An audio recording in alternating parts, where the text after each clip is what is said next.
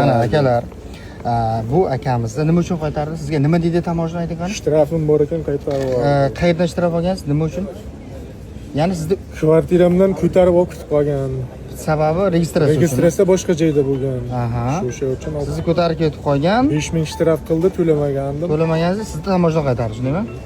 Mana bu tasodifsiz taloni Toshkentga o'tish kerak edi, mana. Do'stlar, tashkilot o'shang. Xo'p, mana bu aeroport pulki akalar, mana vaziyat. Tavsiya qilib qolamiz. Kimki agar mana shu vaziyatda ishtirok qilgan bo'lsa, shuni to'lab qo'yishda maslahat beramiz.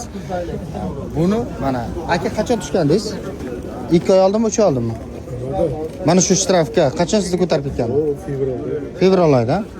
Fevral oyida tushgan. Hop, ketadigan chislov bugun 20-avgust. To'lamagan, mana o'tkazmadi. Endi buni to'laydi bir haftadan ichida, keyin nima bo'ladi? Akalar, ehtiyot bo'lamiz o'zlaringizga.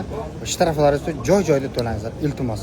Chiqib ketaman, endi kelmayman deyishmam uchun mana bu akamizdan xuddi shunday kelmayman degan, atak mana qaytardi.